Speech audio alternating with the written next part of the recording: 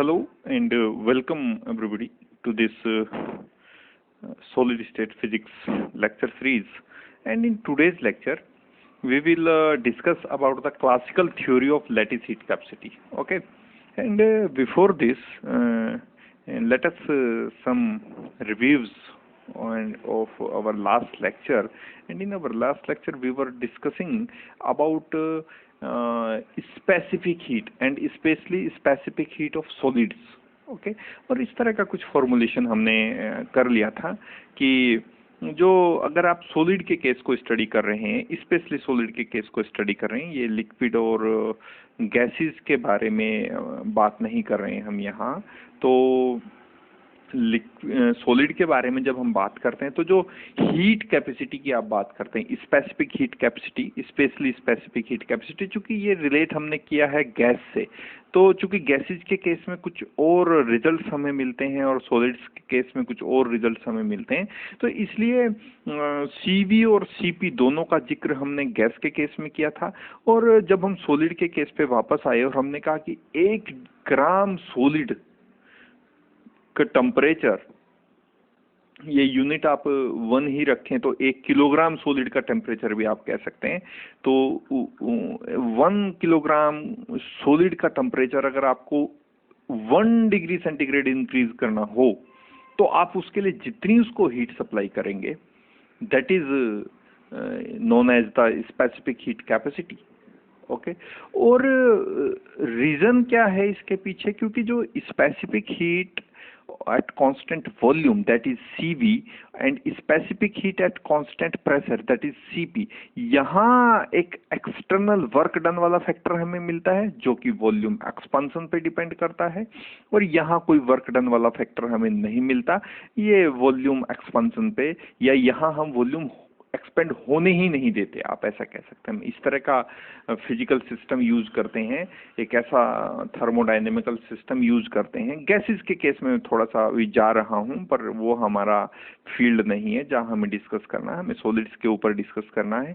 तो फिर भी मैं इंटरलेट चूंकि दोनों सिचुएशंस को करना है, तो सीपी और सीवी का जिक्र इसलिए आया, इसलिए फिर से मैं थोड़ा सा गैस के ऊपर गया हूं। सो चूंकि यहाँ एक्सटर्नल वर्क करना पड़ता है, और यहाँ एक्सटर्नल वर्क हमें सीवी के केस में जब हमने पिछले लेक्चर में स्टडी किया था, अगर किसने पिछले वाला लेक्चर नहीं देखा तो प्लीज पहले उस लेक्चर को देखें आप, और तब जाके यहाँ से बातें आपको समझ में आनी शुरू हो जाएंगी। ठीक है, आप कंफर्टेबल फील करेंगे। तो गैसेस के केस में सीवी और सीपी का कंसेप्ट हो सकता है, लेकिन अगर सॉलिड की हम बात करें, चूंकि मैंने बताया कि सीपी जो है ना, वो एक्सटर्नल वर्क डन पे डिपेंड करता है, ये फैक्टर सीपी का, और इस केस में तो वो जो एक्सटर्नल वर्क डन है सीपी की हम बात कर रहे हैं, तो वो वॉल्यूम एक्सपेंशन पे डिपेंड करता है। ठीक है, लेकिन सॉलिड के केस को अगर हम स्टडी करें तो 1 डिग्री सेंटीग्रेड अगर आप टेम्परेचर इंक्रीज कर रहे हैं से 1 किलोग्राम ऑफ सॉलिड, ओके, तो आप नेग्लिजिबल कह देते हैं कि ये जो सॉलिड के वॉल्यूम में चेंज आया है वो नेग्लिजिबल होगा in the case of solid only, in the case of solid only, not in the case of liquid and not in the case of gases. Okay, लेकिन जो सॉलिड के case में change आएगा volume में, वो हम ऐसा नहीं, मैं ये नहीं कह रहा कि बिल्कुल चेंज नहीं आएगा, हो सकता है कुछ नैनोमीटर डायमेंशंस में चेंज आता हो, पर वो प्रैक्टिकल डायमेंशंस नहीं है, वो प्रैक्टिकली हम उसको ऑब्जर्व नहीं कर सकते। वो एक एक्सपेरिमेंटल टूल हैं, और बहुत फाइन एक्सपेरिमेंटल टूल्स हैं जहां जाके हम उस वॉल्यूम एक्सपांशन को कहीं फाइंड आउट कर सकते हैं, बट प्रैक्टिकली हम उसको नेग्लेक्ट कर देते हैं। तो इसीलिए सॉलिड के केस में जो specific heat at constant volume है, उसी को हम specific heat at constant pressure कह देते हैं, और मोर जनरली हम उसको सी से रिप्रेजेंट करते हैं। कई बार मैं ऐसा भी करूंगा इन थ्योरीज को जाके, जैसे हम क्लासिकल थ्योरी आज स्टडी कर रहे हैं, फिर हम आइंस्टाइन थ्योरी को स्टडी करेंगे। क्योंकि क्लासिकल थ्योरीज की जो कुछ कमियां थी, कुछ डीमेरिट्स थी, शॉर्ट कमिंग्स थी, वो रिमूव की गई, उनको रिड्यूस किया गया by Einstein by using the Planck's quantum theory, और उसके बाद फिर जो कमियां, कुछ शॉर्ट कमिंग्स रह गई थी आइंस्टाइन थ्योरी में, उनको दूर किया गया डिवाइस, तो डिवाइस थ्योरी आगे हम स्टडी करने वाले हैं, और बेसिक एजम्पशंस में कुछ कुछ थोड़ा थोड़ा चेंज किया गया, खैर वो अलग बात है। पर कई बार ऐसा हो सकता है कि मैं स्पेसिफिक हीट को जब रिप्रेजेंट करूं तो आप ये मान के चलिए आप इसे CV से रिप्रेजेंट करें, CP से रिप्रेजेंट करें, या केवल आप इसे C से भी रिप्रेजेंट कर सकते हैं, ठीक है। क्योंकि specific heat is specific in the case of solid, not at constant pressure, not at constant volume, पर आइडियली आप इसको CV लिखें तो ज़्यादा बेहतर है, बिकॉज फिर वही बात आएगी कि अगर कोई एक्सपेरिमेंटल टूल आपने बहुत नैनोमीटर डायमेंशंस का कोई एक्सपेरिमेंटल टूल आपने यूज किया और वहां से आपने कह दिया कि नहीं, इस सॉलिड के टेम्परेचर में तो 1 डिग्री सेंटीग्रेड का जब इंक्रीज किया जाता है तो इसका तो वॉल्यूम एक्सपेंड होता है, भले ही वो नैनो डायमेंशंस में है। तो फिर वही बात है, तो आइडियली आप इसे CV लिखें, बिकॉज सॉलिड के केस में हम एक्सपेंशन ऑफ वॉल्यूम को नेग्लेक्ट करके चलते हैं, 0 एज्यूम करके चलते हैं। अच्छा, तो इस तरह की बातें हम स्टडी कर रहे थे, इस तरह का हम डिस्कस कर रहे थे, बहुत इंटरेस्टिंग ये सेशन था।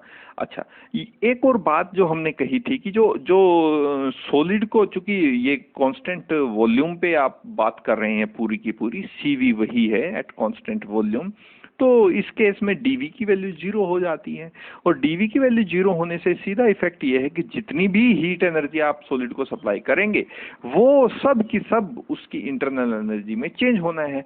अब ये जो इंटरनल एनर्जी है DU, जो हीट एनर्जी आप किसी भी सॉलिड को सप्लाई कर रहे हैं, उसकी इंटरनल एनर्जी में जो इंक्रीज हो रहा है वो इंक्रीज किस फॉर्म में होगा, वो होगा 2 फॉर्म में।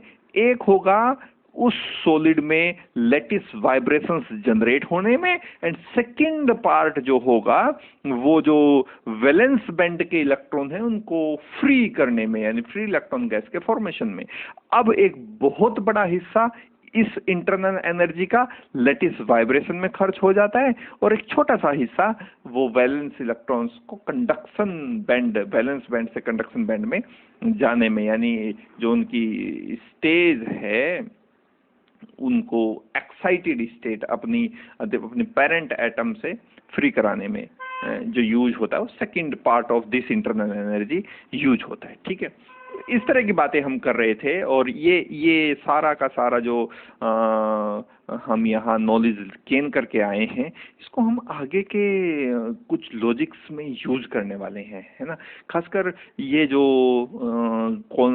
कंसेप्ट है हमारे पास, स्पेसिफिक हीट का जो कंसेप्ट है, उसको हम रेगुलरली यूज करेंगे, चाहे वो क्लासिकल थ्योरी हो, चाहे वो आइंस्टाइन थ्योरी हो, चाहे वो डिबाई थ्योरी हो, तो ये लॉजिक तो हमेशा यूज होना है, ठीक है। अच्छा, इसके ऊपर आप बहुत ज्यादा ध्यान नहीं देंगे कि यहाँ Q है, कि यहाँ U है, कि यहाँ E है। एनर्जी से मतलब है total energy of the solid, ठीक है। चूंकि ये टोटल एनर्जी देने वाली, ये टोटल एनर्जी सॉलिड ने ली, तो according to law of energy conservation जितनी ये एनर्जी होगी उतनी ये एनर्जी होगी, और इसी को आप total energy of lattice vibration भी कह सकते हैं। चूंकि ये वाला जो हिस्सा है ये बहुत कम है, तो अप्रोक्सीमेटली जो लैटिस वाइब्रेशन की टोटल एनर्जी होगी, जो लैटिस वाइब्रेशन को जनरेट कर रही होगी, वो E के इक्वल भी हो सकती है। तो ये बहुत बड़ा मैटर ऑफ डिस्कशन नहीं होना चाहिए। अच्छा, अब सुनिए, आज के लेक्चर के बारे में बात कर लेते हैं। तो classical theory of lattice heat capacity, ये लैटिस वाइब्रेशन जो भी आप स्टडी, या स्पेसिफिक हीट। अच्छा, ये कहानी है 1819 के आसपास की, ठीक है। 1819। एक बात आप हमेशा ध्यान रखिए कि यहाँ जो मैं कंसेप्ट आपको बताऊंगा, या जहाँ जो कंसेप्ट हम यूज करेंगे, आज की पिक्चर के हिसाब से आप उन्हें ना देखें। आप ऐसा अपना माइंडसेट कीजिए कि आप 1819 में हैं। तब तक ना तो प्लैंक ने अपनी थ्योरी दी थी, ना आइंस्टाइन ने अपनी थ्योरी दी थी, ना डिबाई ने अपनी थ्योरी दी थी, ठीक है। सेकंड थिंग, जो नॉलेज फिजिक्स में उस समय था, जो ज्ञान उपलब्ध था फिजिक्स का, वो ही हम यहाँ यूज करने वाले हैं to explain the classical theory of lattice heat capacity. Okay, आप अगर आज के नॉलेज से इसको जोड़ेंगे तो फिर आप कहीं ना कहीं डिस्टर्ब फील करेंगे कि नहीं ये कैसे हो गया, ये तो हो ही नहीं सकता, बिकॉज हम ये 1819 की बातें पढ़ रहे हैं, आज का फिजिक्स नहीं है ये। ठीक है, तो हो सकता है कि कुछ चीजें ऐसी हों जो आपके लिए एक्सेप्टेबल ना हो आज के नॉलेज के अकॉर्डिंग, लेकिन उस समय वही पता था, उस समय वही नॉलेज अवेलेबल थी, उसी को यूज किया गया, उसी के थ्योरी, उसी के बेस पे थ्योरी डेवलप की गई।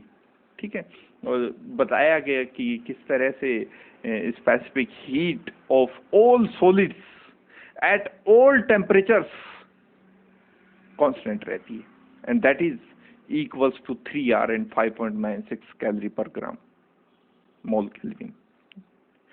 जो भी रिजल्ट आगे हम स्टडी, ये रिजल्ट अभी हम ड्राइव करेंगे इस थ्योरी को यूज करते हुए।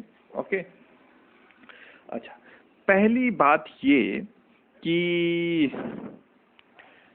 जो इस थ्योरी की फर्स्ट एजम्पशन थी, देखिए हम सॉलिड को स्टडी कर रहे हैं, फर्स्ट लेक्चर से हमने एक बात आपको बताई है कि सॉलिड का जो स्ट्रक्चर है, सॉलिड का जो अरेंजमेंट है, एटम्स का जो अरेंजमेंट है वो पीरियोडिक अरेंजमेंट है, और उसी बात को हम बार बार दोहरा रहे हैं। चाहे हमने बॉन्डिंग्स ऑफ सॉलिड पे बात की, चाहे हमने रेसिप्रोकल लैटिस में बात की, ब्रिलियंट जोन की, हमने उस टैग लाइन को नहीं छोड़ा है। हमने हमेशा कहा है कि चूंकि ये हम ब्रांच जो यहाँ स्टडी कर रहे हैं सॉलिड के क्रिस्टलाइन, आप इसको क्रिस्टलोग्राफी कह सकते हैं, हम केवल क्रिस्टलाइन सॉलिड्स की बात कर रहे हैं, नॉट नॉन क्रिस्टलाइन सॉलिड, वो एक अलग ब्रांच है ना। तो केवल हम क्रिस्टलाइन सॉलिड्स की बात कर रहे हैं, और क्रिस्टलाइन सॉलिड की जब हम बात करते हैं तो एक डेफिनेट अरेंजमेंट हमें दिखाई देता है, स्पेस लैटिस होता है, फिर उसके ऊपर बेसिस को प्लेस किया गया है ना, अकॉर्डिंग टू बेसिस कितने एटम्स वहां पर यूनिट सेल हैं, वो क्रिस्टल स्ट्रक्चर फॉर्म होता है। ठीक है, तो यही बेसिक रहा इस थ्योरी का भी, चूंकि नॉलेज वही था उस समय, यही बेसिक रहा इस थ्योरी का भी। उन्होंने कहा कि जो एटम्स का अरेंजमेंट है वो पीरियोडिक है, जैसा कि बहुत पहले से, इससे पहले जो ब्रैग्स की थ्योरी हम स्टडी करके आए, या तो फिर वान लिव का ट्रीटमेंट हम स्टडी करके आए, या फिर लैटिस वाइब्रेशन में फिर से हमने वही अरेंजमेंट पढ़ा कि ये एटम्स एक दूसरे से स्प्रिंग से जुड़े हुए हैं, है ना, कपल्ड हार्मोनिक वाइब्रेशंस करते हैं इस तरह से। अच्छा, तो इस थ्योरी की जो अजम्पशन थी वो ये थी कि ये जो एटम्स हैं, ये जो पीरियोडिक अरेंजमेंट में हैं, किसी भी सॉलिड की, कोई भी सॉलिड हो, उसमें क्रिस्टलाइन अगर वो सॉलिड है तो एटम्स का जो अरेंजमेंट है वो पीरियोडिक होता है। ठीक है, और इन एटम्स को according to classical theory, not according to me, है ना, जितनी बातें मैं बोलूंगा वो अकॉर्डिंग टू क्लासिकल थ्योरी हो, not according to me, okay, not according to my knowledge, not this is all according to classical theory। okay, तो classical theory के अकॉर्डिंग जो ये एटम्स थे, ये एटम, ये एटम, ये एटम, या फिर ये कोई भी आर्बिट्ररी एटम, ये सब के सब 3 डायमेंशनल हार्मोनिक ऑसिलेटर की तरह बिहेव कर रहे थे। जब इसको हीट एनर्जी सप्लाई की गई, ये वाली, ये जब इसको हीट एनर्जी सप्लाई की गई तो उसकी पूरी इंटरनल एनर्जी में कन्वर्ट हुआ, पूरी इंटरनल एनर्जी से लैटिस वाइब्रेशन जनरेट हुए, लैटिस वाइब्रेशन के ऊपर अब हम बात कर रहे हैं।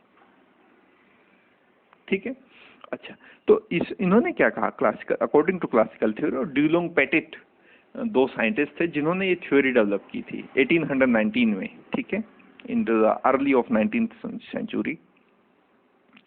तो उन्होंने कहा कि जो एटम्स हैं किसी भी सॉलिड में, वो 3 डायमेंशनल हार्मोनिक ऑसिलेटर की तरह बिहेव करते हैं, यानी ये एटम इस डायरेक्शन में भी वाइब्रेट करता है, ये डायरेक्शन, ये ही एटम इस डायरेक्शन में भी वाइब्रेट करता है, और यही एटम इस डायरेक्शन में भी वाइब्रेट करता है।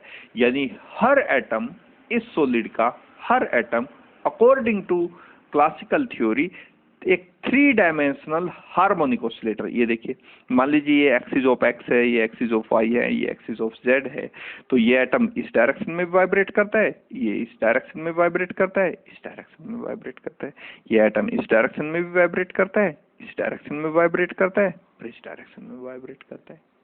तो पूरे एटम, जो भी एटम यहाँ है, सब के सब एक 3 डायमेंशनल हार्मोनिक ऑसिलेटर की तरह बिहेव करते हैं। और चूंकि ये तीनों डायमेंशंस में वाइब्रेट कर रहे हैं अपनी मीन पोजीशन से, तो इनकी जो डिग्री ऑफ फ्रीडम की आगे हम बात करेंगे वो 3 होगी, क्योंकि एक एक्सिस के along 1 degree of freedom, 2 axis के अलोंग 2 डिग्री ऑफ फ्रीडम और 3 एक्सिस के अलोंग 3 डिग्री ऑफ फ्रीडम। ठीक है, तो जितनी डायरेक्शंस में ये वाइब्रेट कर रहे हैं, that is the degree of freedom of each atom. और हर एटम को ऐसा कंसीडर किया गया कि ये एक 3 डायमेंशनल हार्मोनिक ऑसिलेटर होंगे जो अपनी मीन पोजीशन से वाइब्रेट कर रहे हैं तीनों डायरेक्शंस में। ठीक है, तो ये बेसिक अजम्पशंस थी। ठीक है, एक और बात मैं यहाँ आपको बताना चाहूँगा कि जो एनर्जी कैलकुलेशन वाला फॉर्मूला यहाँ यूज किया गया, क्योंकि 3 डायमेंशनल हार्मोनिक ऑसिलेटर इनको अज्यूम किया गया है, ये माना गया अकॉर्डिंग टू क्लासिकल थ्योरी, तो उस समय जब ये बात मानी गई, उस समय क्वांटम का नॉलेज तो हमें नहीं था, क्वांटम थ्योरी तो हमारे पास नहीं थी। तो जो क्लासिकल थियोरी हमें आंसर सप्लाई कर रही थी to the total energy of harmonic oscillator, वही हम यूज करने वाले थे। यहाँ भी हम वही यूज करेंगे, क्योंकि हम क्लासिकल थ्योरी स्टडी कर रहे हैं, क्वांटम का तो कंसेप्ट ही नहीं था उस समय। अच्छा, एक ये बात हुई कि जो एनर्जी का फॉर्मूला हम यहाँ यूज करेंगे, क्योंकि टोटल एनर्जी उस सॉलिड की हमें कैलकुलेट करनी है अकॉर्डिंग टू क्लासिकल थ्योरी, वो हम यूज करेंगे। And the next thing is that कि यहाँ जो हम एनर्जी को कैलकुलेट करेंगे कि किसी भी क्योंकि ये सब के सब एटम्स 3 डायमेंशनल हार्मोनिक ऑसिलेटर्स की तरह बिहेव कर रहे हैं, तो हम यहाँ यूज करने वाले हैं मैक्सवेल बोल्ट्जमैन डिस्ट्रीब्यूशंस। क्योंकि अब डिस्ट्रीब्यूशंस के बारे में आपको डेफिनेटली पता होना चाहिए, इस लेवल पे डेफिनेटली पता होना चाहिए कि जो डिस्ट्रीब्यूशंस हैं वो हमारे पास 3 तरह के हैं, पर उस समय एक ही तरह का डिस्ट्रीब्यूशन था, मैक्सवेल बोल्ट्जमैन डिस्ट्रीब्यूशन, बोस-आइंस्टाइन और फर्मी डिराक, है ना। तो ये 3 तरह की डिस्ट्रीब्यूशंस हैं हमारे पास अभी आज की नॉलेज के हिसाब से, पर उस समय जब 1819 में ड्यूलोंग पेटिट ने इस पर काम करना शुरू किया, उस समय हमें केवल मैक्सवेल बोल्ट्जमैन डिस्ट्रीब्यूशन के बारे में पता, तो यूज भी हम वही करेंगे क्योंकि नॉलेज ही उसी डिस्ट्रीब्यूशन की थी। तो एवरेज एनर्जी इन सभी 3 डायमेंशनल हार्मोनिक ऑसिलेटर की, क्योंकि इसकी अपनी एनर्जी, इसकी अपनी एनर्जी, इसकी अपनी एनर्जी, इसकी अपनी एनर्जी, इसकी, तो एवरेज एनर्जी हम कैलकुलेट करेंगे इन सभी 3 डायमेंशनल हार्मोनिक ऑसिलेटर्स की, और उसके लिए हम Maxwell Boltzmann distribution law use करेंगे, बिकॉज उस समय केवल वही लॉ अवेलेबल था। और क्लासिकल डिस्ट्रीब्यूशन भी आप उसे कह सकते हैं, क्लासिकल डिस्ट्रीब्यूशन भी आप उसे कह सकते हैं। ठीक है, यही बातें यहाँ सब लिखी हुई हैं, पर फिर भी चलो एक बार हम स्टडी कर लेते हैं। तो जो क्लासिकल थियरी है लैटिस हीट कैपेसिटी की 1819 में आई, और ड्यूलिंग और पेटिट 2 साइंटिस्ट थे, उन्होंने इसको डेवलप किया। So a crystal consist of atoms, क्योंकि जो क्रिस्टल है वो तो एटम से ही बना होगा। आप NaCl क्रिस्टल स्ट्रक्चर स्टडी करके आए हैं, आप डायमंड का क्रिस्टल स्ट्रक्चर स्टडी करके आए हैं, है ना। तो a crystal consist of atoms which are arranged in a periodic manner, ये हम बहुत पहले से पढ़ के from the very first lecture of this book.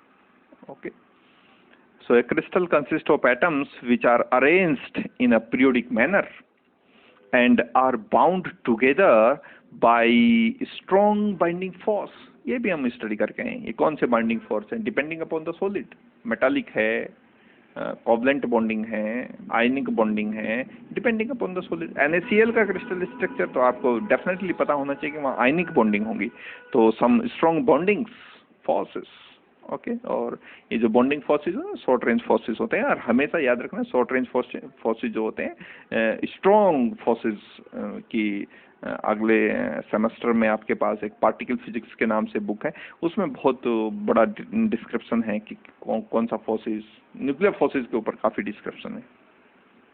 Short range forces are always strong forces.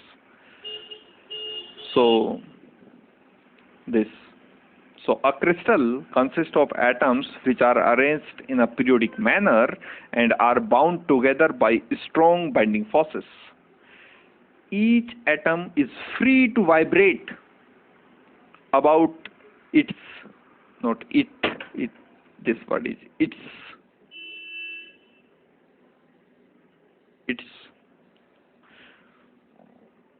about its equilibrium position and constitutes a three-dimensional harmonic oscillator. तो सब के सब, ये भी थ्री डायमेंशनल हार्मोनिक ऑसिलेटर, ये भी थ्री डायमेंशनल हार्मोनिक ऑसिलेटर, ये भी थ्री डायमेंशनल सब के सब क्या है, एक थ्री डायमेंशनल हार्मोनिक ऑसिलेटर्स हैं. Okay.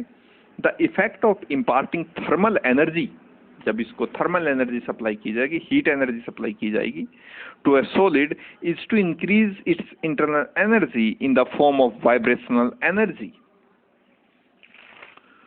Of these harmonic oscillators. Okay.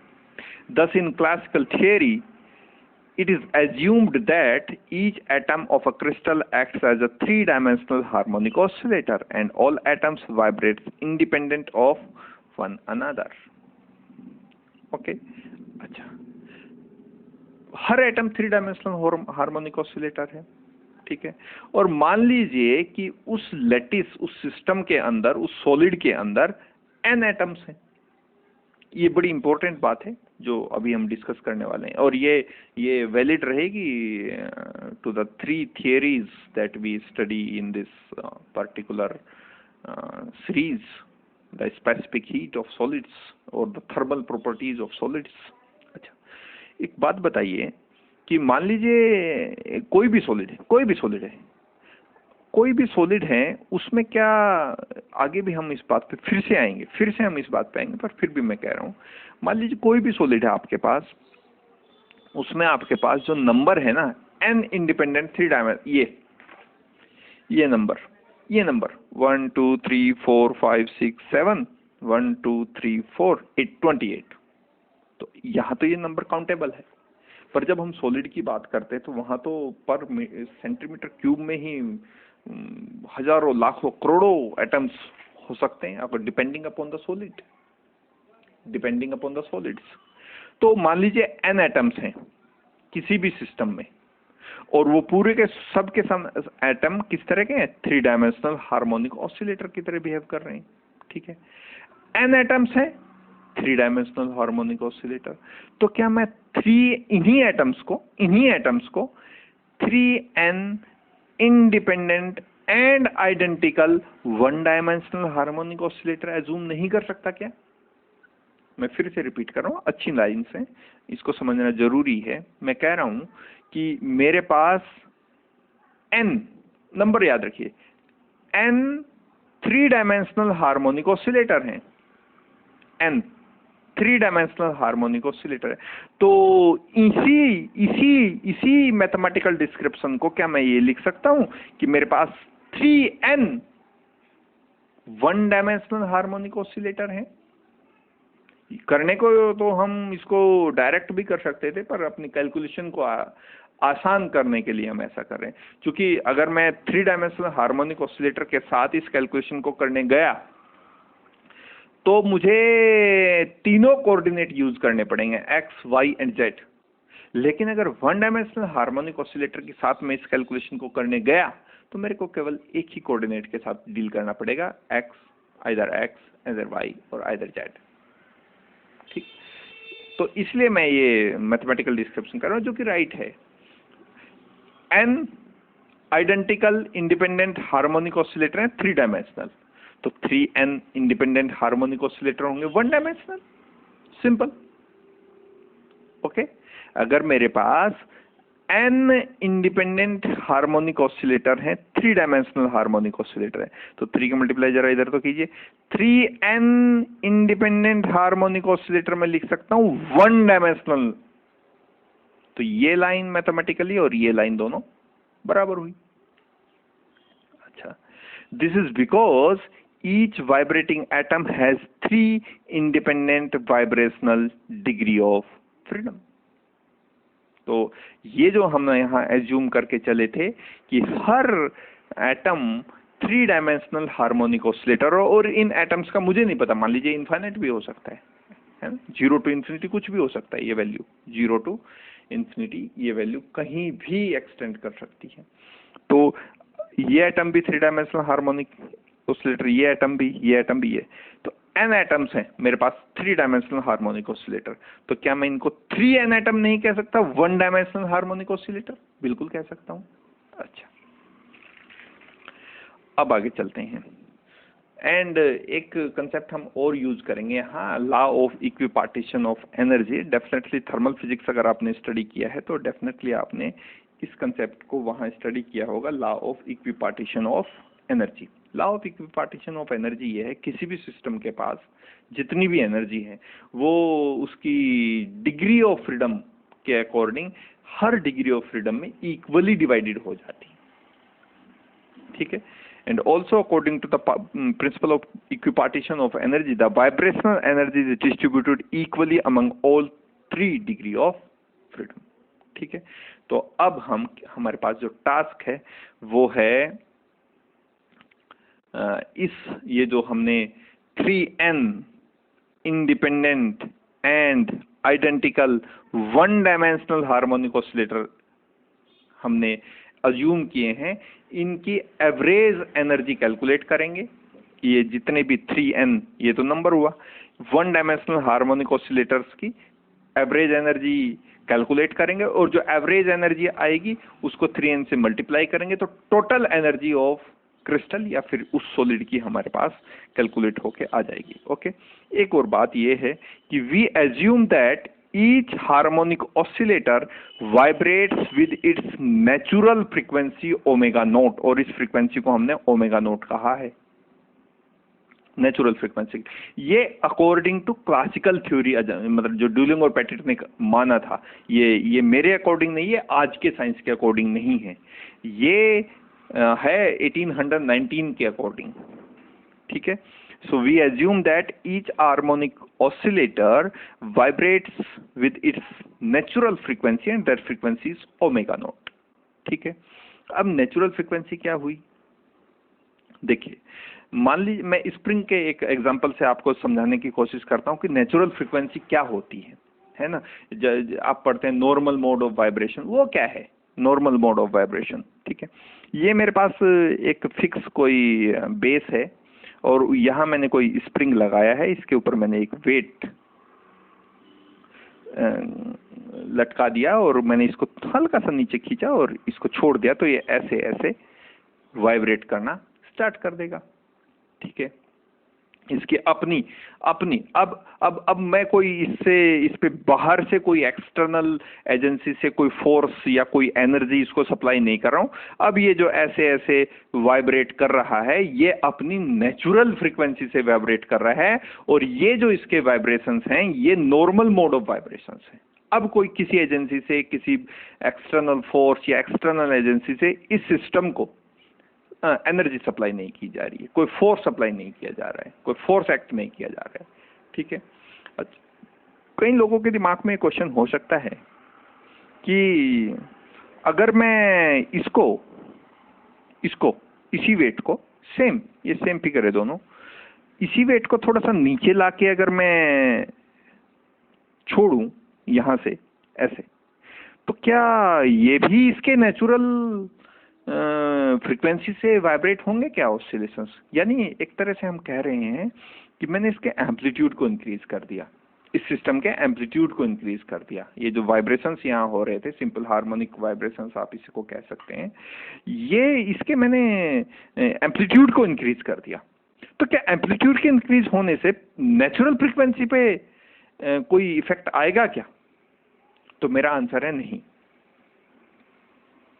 Reason reason ये है कि जो नेचुरल फ्रिक्वेंसी है किसी भी सिस्टम की, जो नॉर्मल मोड ऑफ वाइब्रेशंस में होती है नेचुरल फ्रिक्वेंसी किसी भी सिस्टम की, वो एम्पलीट्यूड पे डिपेंड ही नहीं करती। देखिए कैसे, ये देखिए, ये जो सिस्टम है, ये स्प्रिंग के सिस्टम के बारे में अभी मैं बात कर रहा हूँ। तो मेरे पास जो स्प्रिंग की फ्रीक्वेंसी, ये जो फ्रीक्वेंसी न्यू एफ एन कुछ भी, इस पे ध्यान नहीं देना, क्या what ever the notation, physics में नोटेशन चेंज होते रहते हैं, कोई न्यू यूज करता है। न्यू वैसे मुझे भी यहाँ यूज नहीं करना चाहिए था, मुझे यहाँ शायद एफ यूज करना चाहिए था, क्योंकि न्यू जो है ना हम ज़्यादातर वेव्स में यूज करते हैं। ठीक है, तो चलिए खैर, न्यू इक्वल्स टू 1/2π√k/m।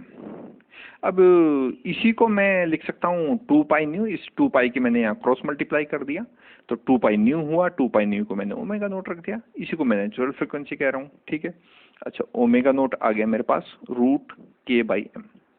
अब देखिए जरा, नेचुरल जो फ्रिक्वेंसी है किसी भी सिस्टम की, नेचुरल जो फ्रिक्वेंसी है वो क्या एम्पलीट्यूड पे डिपेंड कर रही है? वो दो बातों पे डिपेंड कर रही है, एक फोर्स कांस्टेंट, सेकंड मास।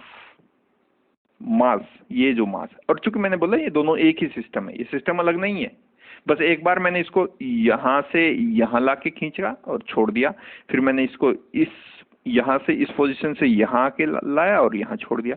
तो मेरा कहने था, क्वेश्चन था कि क्या दोनों बार जो वाइब्रेशंस होंगे वो क्या नेचुरल फ्रीक्वेंसी से वाइब्रेशंस होंगे? तो मेरा आंसर है हाँ, क्योंकि नेचुरल वाइब्रेशन, जो नेचुरल फ्रीक्वेंसी है वाइब्रेशंस की, वो एम्पलीट्यूड पे डिपेंड नहीं करती। कितने भी बड़े एम्पलीट्यूड्स हों, कितने भी छोटे इसको आप जरूरी नहीं इतना नीचे लाके, आप इतना सा खींचे छोड़े, तब भी जो वाइब्रेशंस होंगे अपनी इस स्प्रिंग के, इस मास के अपनी मीन पोजीशन से इर्द गिर्द, वो उसके नेचुरल वाइब्रेशंस होंगे, और वो जो फ्रीक्वेंसी होगी, कॉरस्पॉन्डिंग फ्रीक्वेंसी उन वाइब्रेशंस की, वो नेचुरल फ्रीक्वेंसी होगी। ठीक है, एम्पलीट्यूड पे डिपेंड नहीं करता। तो ये क्वेश्चन आ जाता है कई बार माइंड में कि क्या नेचुरल फ्रीक्वेंसी हमेशा, हालांकि ये आगे आप स्टडी करेंगे, ये जो अजम्पशन थी क्लासिकल थ्योरी की, ये फेल हुई, आगे जाके फेल हुई। ये पॉसिबल ही नहीं है कि इतने एन नंबर, बल्कि अब तो मैंने 3 गुने कर दिए वो, या आप अपनी फैसिलिटी के हिसाब से उसको n ही मान लीजिए, 3 डायमेंशनल हार्मोनिक ऑसिलेटर, या फिर 3n मान लीजिए 1 डायमेंशनल हार्मोनिक ऑसिलेटर। अब सब के सब जो नंबर ऑफ एटम्स इतने सारे हैं सॉलिड्स में, उन सब, ऐसा कैसे हो सकता है कि सबकी नेचुरल फ्रीक्वेंसी एक ही हो जाए? आगे इसके बारे में बात करेंगे, पर फिलहाल हम क्लासिकल टच में हैं, तो उस माइंडसेट को चेंज नहीं करना। तो according to classical theory we assume that each harmonic oscillator vibrates with its natural frequency and that is omega nought. और ये जो फ्रीक्वेंसी है ये इंडिपेंडेंट है एम्पलीट्यूड के, कि आप बहुत ज़्यादा एम्पलीट्यूड बढ़ाएं या बहुत ज़्यादा एम्पलीट्यूड कम करें, तो नेचुरल फ्रीक्वेंसी पे कोई इफेक्ट नहीं आने वाला है, कोई इफेक्ट नहीं आने वाला है। ठीक है, अच्छा, तो ये बात हुई नेचुरल फ्रीक्वेंसी की। तो हम 2-3 एजम्पशन यहाँ कर चुके हैं। एक, पहली कि जो एटम्स हैं किसी भी सिस्टम में, किसी भी सॉलिड में, किसी भी क्रिस्टल में, वो 3 डायमेंशनल हार्मोनिक ऑसिलेटर की तरह बिहेव करते हैं। अगर हम वहाँ n एटम्स अज्यूम कर रहे हैं 3 डायमेंशनल हार्मोनिक ऑसिलेटर, तो उन्हीं को हम लिख सकते हैं 3n 1 डायमेंशनल हार्मोनिक ऑसिलेटर, और जो वो 3n 1 डायमेंशनल हार्मोनिक ऑसिलेटर जो अब हमारे पास हैं, उन सब की जो फ्रीक्वेंसी है, फ्रीक्वेंसी ऑफ वाइब्रेशंस हैं, वो बराबर है, और that is equal to frequency omega nought. Okay, अच्छा, आगे चलते हैं। आगे, however, the energy of these oscillations may be different because they may vibrate with different amplitudes. Energy differ हो सकती है, फ्रीक्वेंसी डिफर नहीं हो सकती, क्योंकि एनर्जी जब आप स्टडी करेंगे तो वो एम्पलीट्यूड पे डिपेंड करती है। एनर्जी के बारे में आप ये बात नहीं कह सकते। आप केवल फ्रीक्वेंसी के बारे में बात कर सकते हैं कि सबकी जो नेचुरल फ्रीक्वेंसी होगी, जो नॉर्मल मोड ऑफ वाइब्रेशन की फ्रीक्वेंसी होगी वो इक्वल होगी, लेकिन एनर्जी के बारे में यही बात करना ये ठीक नहीं है। एनर्जी सबकी अलग अलग होगी, क्योंकि वो एनर्जी जो है वो सिंपली एम्पलीट्यूड पे डिपेंड करती है। अच्छा, also each oscillator may acquire any value of energy varying continuously from 0 to infinity। इस बात का भी हम आगे यूज करने वाले हैं। The energy E of a one-dimensional harmonic oscillator of mass m and angular frequency omega naught is given by this। Total energy जो होती है किसी भी वन डायमेंशनल हार्मोनिक ऑसिलेटर की, वो उसकी काइनेटिक एनर्जी और पोटेंशियल एनर्जी के इक्वल होती है।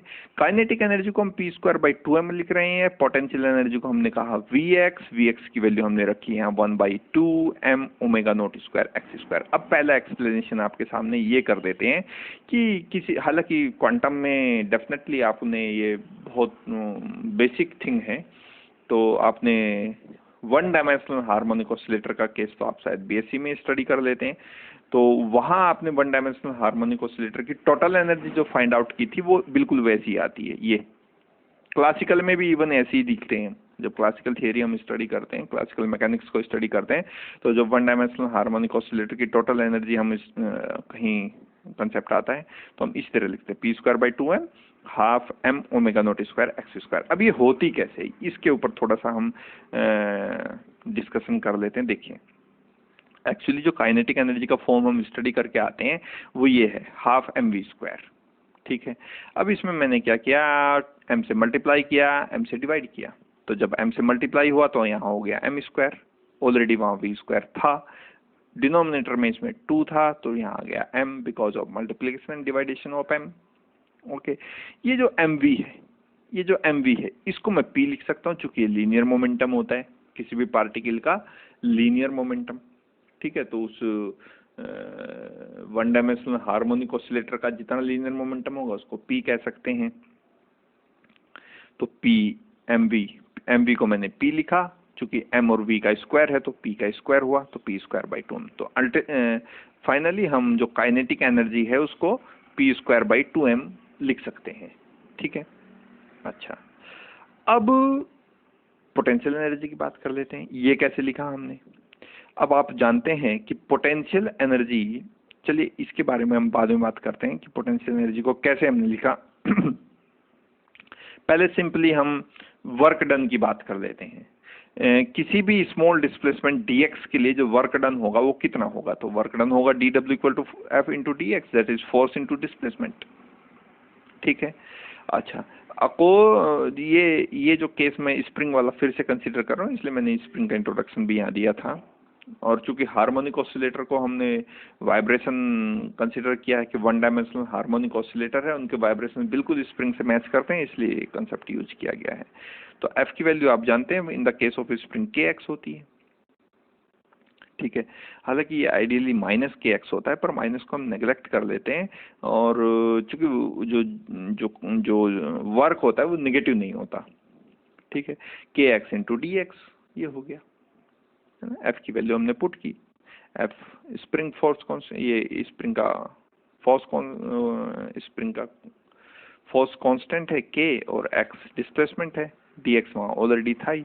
अब दोनों ओर हमने इंटीग्रेशन कर दिया, तो dw का integration and integration of right hand side, चूंकि k कांस्टेंट है तो बाहर आ गया, इंटीग्रेशन हुआ x और dx का, तो dw का इंटीग्रेशन होगा w, और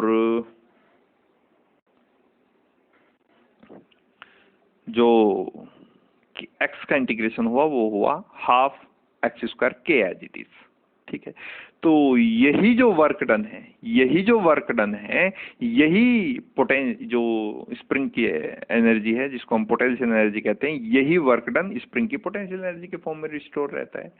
तो पोटेंशियल एनर्जी किसके इक्वल आ गई, हाफ kx²। ओके, और ओमेगा नोट का ये फॉर्मूला अभी हम स्टडी करके आए थे, ये रहा, ओमेगा नोट = √of k/m। ठीक है, इसको यूज कर रहे हैं, और इसको यूज करने से जो रिजल्ट हमारे पास आएगा वो क्या होगा, ये ओमेगा नोट = √k/m, दोनों साइड का स्क्वायर कीजिए, यहाँ से k की वैल्यू कीजिए, ये हो गया ओमेगा नॉट स्क्वायर, यहाँ आएगा के बाई एम, एम से मल्टीप्लाई होगी तो के की जो वैल्यू होगी वो हो गई omega not square m, omega not square m. तो यहाँ पुट कीजिए के की वैल्यू, तो पोटेंशियल एनर्जी जो आएगी हार्मोनिक ऑसिलेटर की वो कितनी आएगी, यू से रिप्रेजेंट कीजिए, डब्ल्यू से रिप्रेजेंट कीजिए, whatever your notation is. So half M omega not square और एक्स स्क्वायर यहाँ ऑलरेडी था, तो ये आ गई पोटेंशियल एनर्जी। तो यही तो लिखा हमने, half M omega not square X square, और काइनेटिक एनर्जी है। तो ये आ गई total energy of one dimensional harmonic oscillator. चूंकि हमने उनको 3n हमारे पास total number of harmonic oscillator है, ठीक है। अच्छा, ये इस इक्वेशन को हमने नाम दिया इक्वेशन नंबर 1।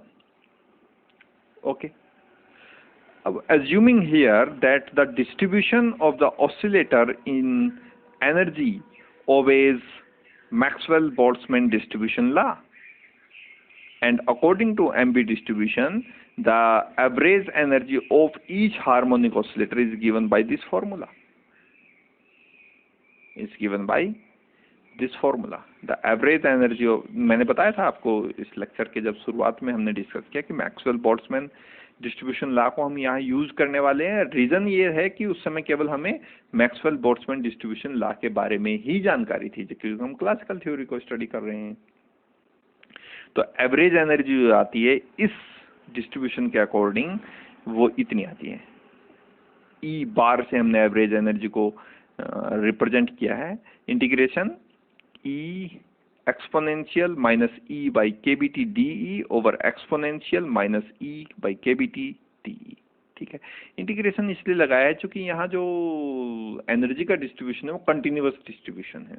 आगे आइंस्टाइन की थ्योरी में आप और तरह का डिस्ट्रीब्यूशन देखेंगे, और तरह का एक्सप्रेशन एनर्जी का देखेंगे, पर यहाँ इंटीग्रेशन लगाने का अर्थ ये ही है, और ये हमारे पास आ जाती है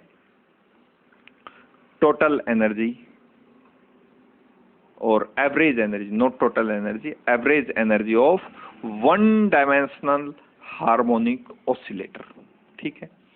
अब यहाँ E की वैल्यू हमारे पास इक्वेशन नंबर 1 से है, तो इक्वेशन नंबर 1 को हम यूज करेंगे, E की ये वैल्यू यहाँ से उठाएंगे और यहाँ पुट करेंगे, तो जो एवरेज एनर्जी आएगी इक्वेशन नंबर 1 को यूज करते हुए वो आएगी E average integration P integration X region, क्योंकि यहाँ P भी है हमारे पास और X भी है हमारे पास, तो दोनों के रेस्पेक्ट में इंटीग्रेशन करेंगे। D को आप इस तरह dP dx से भी रिप्रेजेंट कर रहे हैं, ये अनसर्टेनिटी प्रिंसिपल से भी हो सकता है, वहां भी उस थॉट को भी यूज कर सकते हैं आप।